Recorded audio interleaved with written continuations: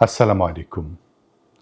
যশোর ৪ আসনে জামাতের এমপি গোলাম রসুল সাহেবের একটি ভিডিও ক্লিপ দেখে আ খুবই খারাপ লেগেছে। এইজন্যই যে তিনি এক ধরনের কৈফিয়ত দিচ্ছেন যে তার মেয়ে যে খারাপ আচরণ করেছে, কেন করেছে? এবং তার মেয়ে যে সিজোফ্রেনিয়া রোগে আক্রান্ত সেটা তিনি বলছিলেন। আবারও বলছিলেন যে কেউ যদি কষ্ট পেয়ে থাকেন ক্ষমা করে দিবেন। দেখেন একজন পিতার জন্য এটা কত বড় বোঝা, কত বড় কষ্ট যে তার সন্তানের এই রোগটা মিডিয়াতে বলতে হচ্ছে। কেন বলতে হলো ভাই? বলতে হলো এইজন্য যে তার বাসায় একদল নারী পুরুষ পরিকল্পিতভাবে হামলা করল। কি দোষ?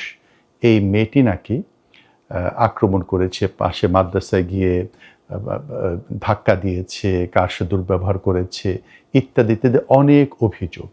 যার জন্য তিনি বলার পরও একদল মানুষ তার বাসায় হামলা করেছে এবং নেতৃত্ব দিয়েছে স্থানীয় বিএনপির কতিপয় নেতাকর্মী। এই হচ্ছে মোটা দাগে সংবাদ।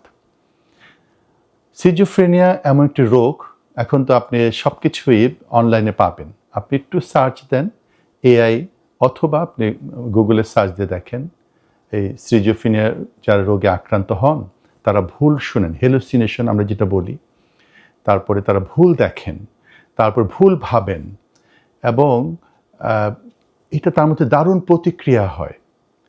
কিন্তু সমাজের মানে অনেকে এটাকে মানতে চান না। আমাদের যেরকম জ্বর, কাশি, অন্যান্য অসুখ হয় সেরকম একটু অসুখ।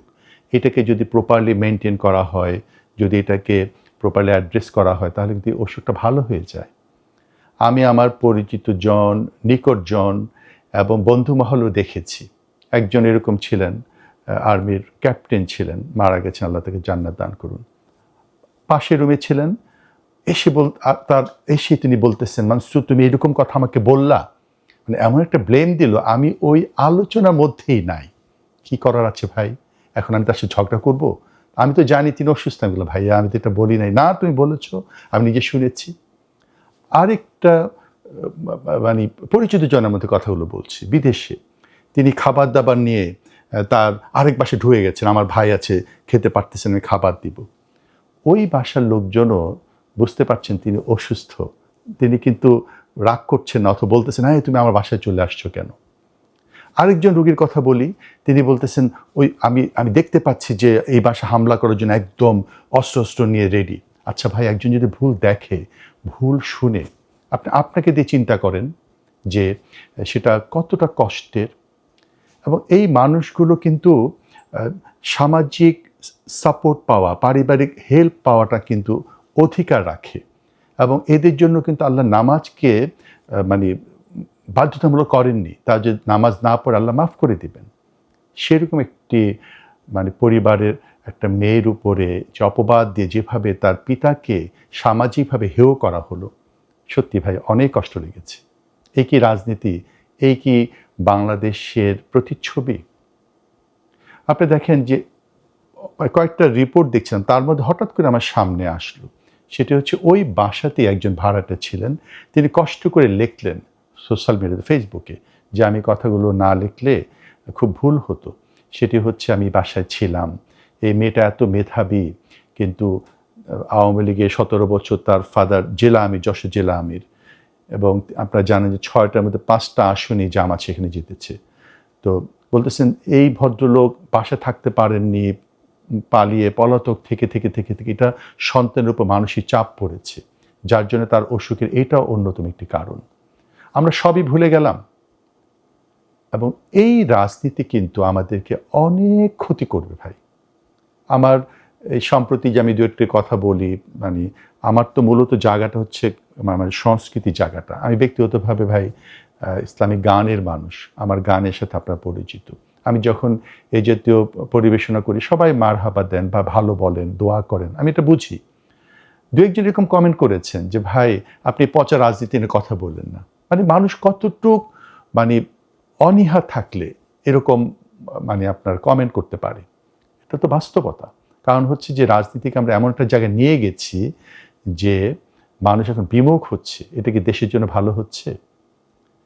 অনেক তো হলো। এই যে 17 বছর আওয়ামী দুঃশাসনের সবচেয়ে বড় ক্ষতি যেটা হয়েছে, একটা ইয়াং জেনারেশনকে ধ্বংস করা হয়েছে, সন্ত্রাসী বানানো হয়েছে। এবং এখনও দেখেন যে পলাতকরা যে ভাষায় কথা বলে, চোখের বদলে চোখ, মেরে ফেলো, হত্যা করো, এই ভাষা কিন্তু বিএনপি, জামাত এরা বলে না। তাহলে এখন এই 17 দুঃশাসনের পরে যে নতুন সরকার আসলো এবং সরকারি দল, বিরোধী দল পার্লামেন্টে, তাদের তো দায়িত্বশীল ভূমিকা জাতি আশা করে।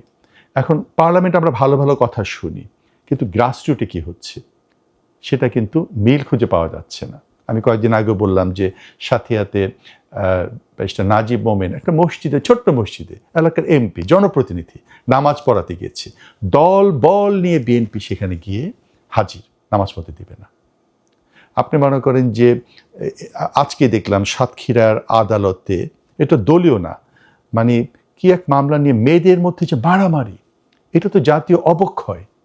সে অবক্ষয়ের জায়গাটাকে তো টেনে ধরতে হবে, রাশটা টানতে হবে ভাই, কিন্তু সেটা কিন্তু হচ্ছে না। আমি মানে খুব হতাশ হচ্ছি যে এখানে সরকারি দলের কিন্তু অনেক বড় দায়িত্ব। যারা রাষ্ট্র ক্ষমতায় থাকেন তাদের দায়িত্বটা বেশি, বিরোধী দলের দায়িত্ব আছে, কিন্তু বড় দায়িত্ব হচ্ছে সরকারি দলের। সেই দায়িত্বটা কিন্তু পালন হচ্ছে না, যার জন্য গ্রাসরুটে কিন্তু আমরা দেখছি বিএনপির কর্মীরা অসহিষ্ণু হচ্ছে। আচ্ছা দেখেন, পার্লামেন্টে জামাত বিরোধী দল, এখানে আমি এর আগেও বলেছি যে ভোটে ব্যবধানটা অনেক কম, 40-50%, এই প্লাস মাইনাস, এই তো ভালো কাজে প্রতিযোগিতা হোক। এখন বিএনপিকে চায় যে তারা 200-র উপর আসন, 300 আসনই তারা থাকবে, বিরোধী দল কেউ থাকবে না। সুতরাং জামাতের, যেহেতু তাদের সাথে একসময় জোটে ছিল, এখন জামাত এত বড় দল হয়ে গেছে, সুতরাং এটাকে ভ্যানিশ করো, তো জায়গা তো ভাই শূন্য থাকবে না। এই যে ধরেন স্বৈরাচারের 17 বছরের দুঃশাসনের সাথী যারা, তারা তো ঘাপটি মেরে আছে, তারা বিএনপির সাথে, জামাতের সাথে, এনসিপির সাথে উকি মারার চেষ্টা করবে। আপনি যেখানে অনিয়ম করবেন, বিশৃঙ্খল করবেন, সেখানে তারা কিন্তু উস্কিয়ে দিবে। আপনি দেখেন সোশ্যাল মিডিয়াতেও আমি অনেকগুলো লেখা দেখলাম, জামাতকে উস্কিয়ে দিচ্ছে। হ্যাঁ, জামাতের এমপিরা মেরুদণ্ডহীন, এরকম একটি হইল জেলা আমির, 5টা এমপি তার আসনে, 6টার মধ্যে তারা প্রতিরোধ করতে পারলো না।